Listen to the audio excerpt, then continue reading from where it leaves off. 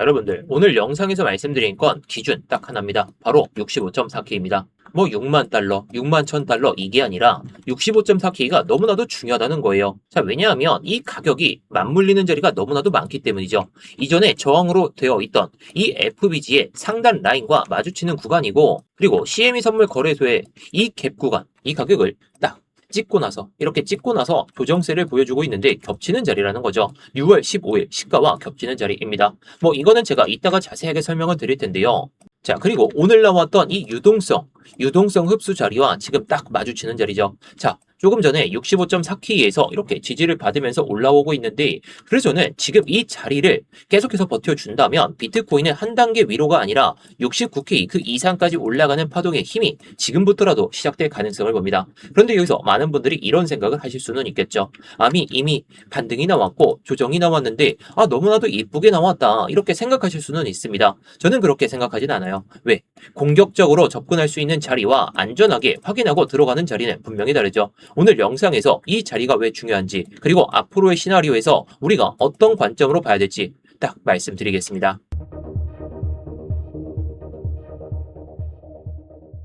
네, 안녕하세요. 10년차 코인 트레이더 임혁입니다. 일단 본격적으로 시작하기 전에 좋아요 한 번씩만 눌러주시면서 시작해 보도록 하겠고요. 뭐 이따가 다 보시고 나서 도움이 안 되셨다면 그때 취소해도 좋으니까 한 번씩 눌러주시면서 시작해 보도록 하겠습니다. 자, 일단 제가 조금 전에도 말씀을 드렸듯이 65.4K는 너무나도 중요합니다. 물론 오늘 상황에서 이탈되면서 마감할 수는 있겠죠. 이탈되면서 마감할 수는 있더라도 주봉 상황에서 다음 주 월요일 오전 9시가 되기 전에 해당 구간에 위에서 마감한다면 우리는 여기서 위로 이 유동성을 흡수하러 갈 수 있는 그런 장세가 시작될 수 있다, 이렇게 생각할 수 있습니다. 자, 일단 65.4K라고 해서 이게 무조건 지지선 하나라고 생각하실 수는 있는데, 아까도 말씀드렸죠. 겹치는 자리라고. 그래서 저는 단순한 지지선으로 보는 게 아니라요, 단기적으로는 해당 구간들이 모든 근거를 가리키고 있습니다. 자, 보시면 일봉 FBG가 해당 구간에서 잡혔었죠. 자, 여기서 FBG라는 것은 가격 급락이나 급등이 나왔을 때 이런 비어있는 구간들, 개인들이 거래를 거의 못한 이 비어있는 구간이라고 부를 수가 있습니다. 결국 이런 자리들은 시간이 지나면서 확인을 하게 되는데, 이번에 어떻게 됐나요? 해당 구간이 완벽한 저항으로 작용했었죠. 지난 7월 중순에 이렇게 저항을 보여주다가 이탈됐다가 돌파를 보여줬다가 지금 상황에서 딱 마주치면서 올라타려는 시도를 보여주고 있습니다. 그런데 재미있는 건 여기서 끝이 아니죠. 자, 제가 조금 전에도 말씀을 먼저 드렸었죠. 이 CME 선물 거래소의 이 갭을 중요하게 봐야 된다. 자, 여러분 하나 궁금하지 않나요? 왜 제가 65.4K를 중요하게 말씀을 드리는지.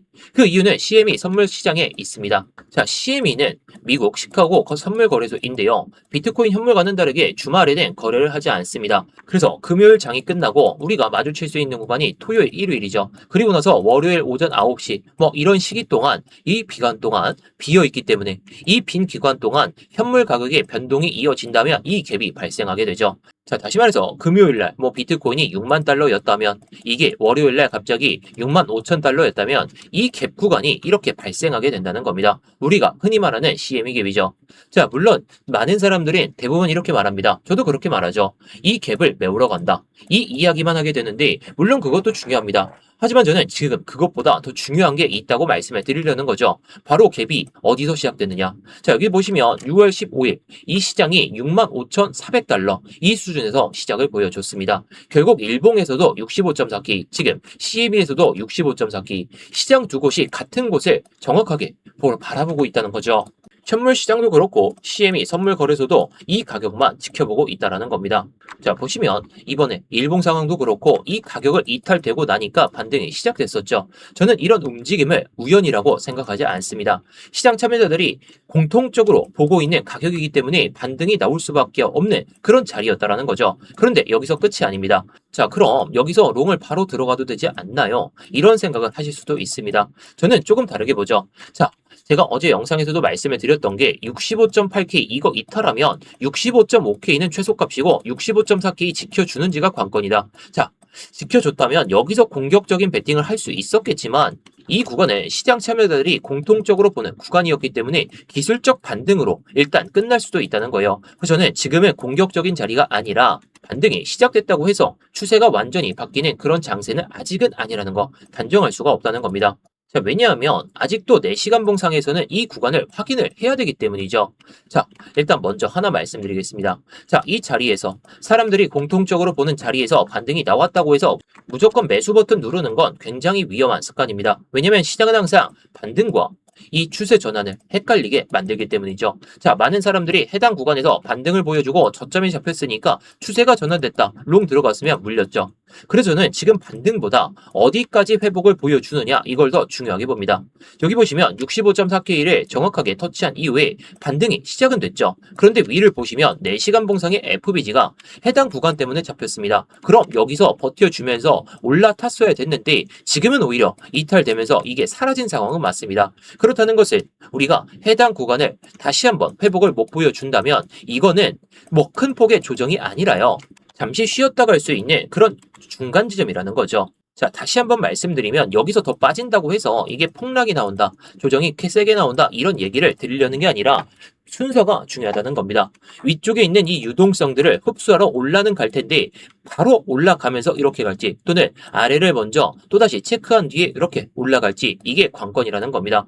결국 시장은 아래 유동성을 여기서도 흡수를 한 다음에 마지막으로 흔들고 이렇게 올라왔죠. 자, 여기서 곧바로 올라탔으면 모르겠지만 못 올라타고 하락 추세가 이렇게 이어지고 있는 상황에서 매수세가 받쳐질 수 있는 이런 자리에서 매수세가 받쳐지지 않고 있기 때문에 유동성들을 흡수하고 이때처럼 말이죠. 흡수한 다음에 올라타고 있는 이 시점에서 공격적인 매매와 안전한 매매는 분명히 다르게 진행해야 됩니다. 공격적으로 접근하실 분들이라면 이 65.4K를 딱 처음으로 터치했을 때 그때를 노렸어야 됩니다. 하지만 지금은 위로 올라탔죠.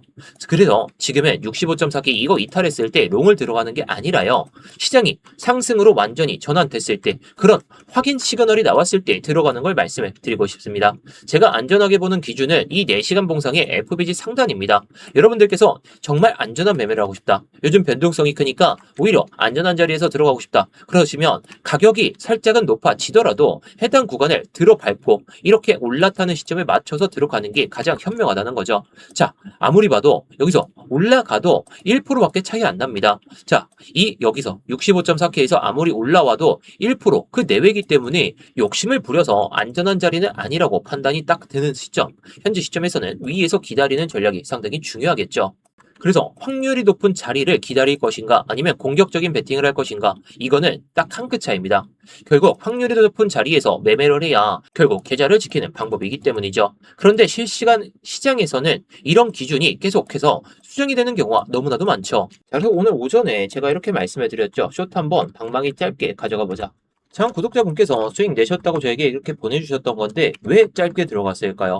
이 65.4K까지 찍을 가능성을 보면서 제가 이렇게 말씀을 드린 거죠. 지금은 반등 가능성을 보고 위로 올라타면 그때 롱을 보려고 하고 있는데 제가 괜히 여기서 고점 찍고 유동성 먹으러 가는 시점에서 롱을 들어가기보다는 아래까지 낙폭이 커지기 전까지 숏으로 먹고 나서 포지션을 전환해서 한번 먹어보자 라고 말씀을 드렸고 딱 제가 말씀을 드렸던 자리가 해당 구간이죠.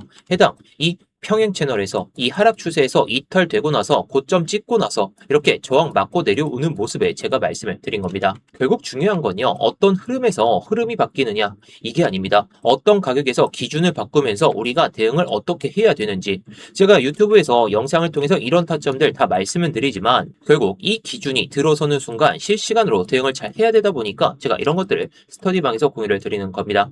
자, 구독자분들이라면 누구나 무료로 들어오실 수가 있으니까요. 영상 설명란이나 고정 댓글에 있는 링크 클릭하셔서 입장하시면 되겠는데요. 자, 그럼 마지막으로 이 청산 히트맵을 간단하게 한번 살펴보도록 하겠습니다.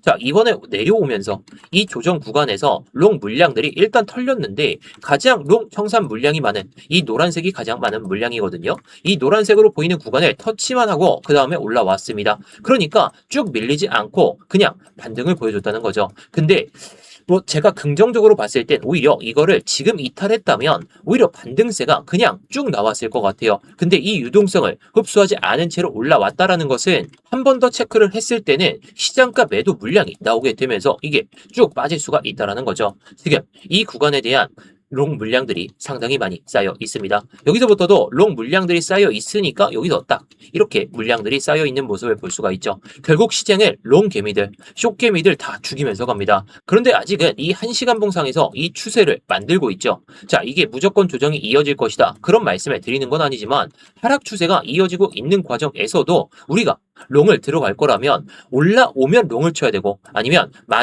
이렇게 많이 빠진 다음에 기술적 반등이나 정말 지지를 받을 수 있는 구간까지 내려왔을 때 그때 롱을 들어가는 전략이 가장 현명하다는 거죠. 결국 시장은 위든 아래든 계속해서 유동성을 발라먹으면서 갑니다. 반등이 나와도 상승이 나와도 결국 조정을 보여주면서 가기 때문에 무조건 한 가지 관점으로 이 시장을 대응하는 건 아니라는 거죠. 자, 그래서 지금 시장이 많이 보는 가격이 65.4K이긴 하지만 지금 밑에서 기다리는 사람들은 해당 구간을 이탈했을 때 그때 들어가려고 보고 있을 거예요. 이 자리가 65.1K죠.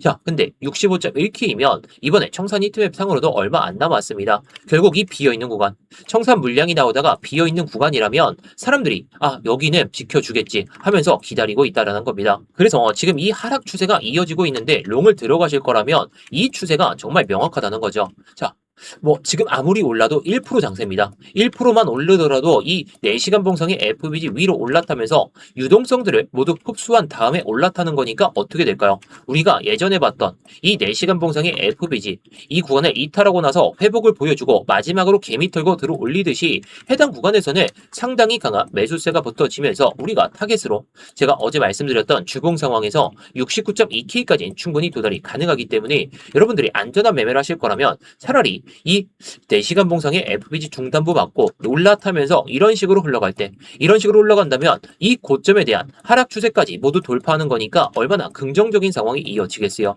결국에 저는 이 자리에서 공격적인 베팅을 하실 거라면 65.1K 이 정도까지는 빠진 다음에 65.4K 이 위로 올라타는 시점에 맞춰서 들어가는 게 맞다라고 보여집니다. 자, 그런데 제 관점을 무효화할 수 있는 그런 시나리오는 이 65.4K까지 이탈되면서 65K 이 이하까지 빠지게 되면 오히려 여기서 회복을 또 못 보여준다면 이 관점은 순서의 차이라고 말씀해 드렸죠. 아래에서 잠시 쉬었다가는 장세. 그렇기 때문에 아래로 내려왔을 때는 오히려 다시 한번 숏타점을 잡는다든지 롱타점을 잡는다든지 그렇게 보면서 제가 말씀을 드릴 겁니다.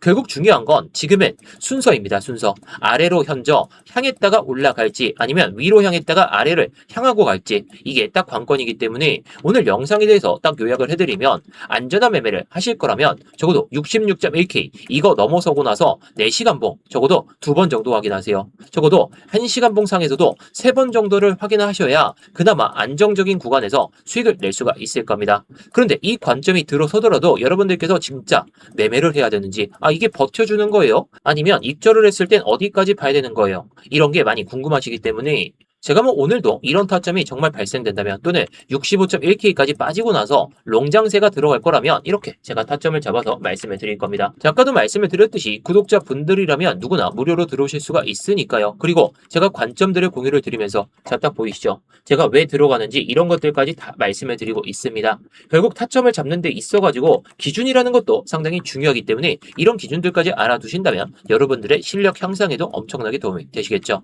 자, 그래서 영상 설명란이나 고정 댓글에 있는 링크 클릭하셔서 입장하시면 되겠고 마지막으로 구독과 좋아요 부탁드리면서 영상 마치도록 하겠습니다.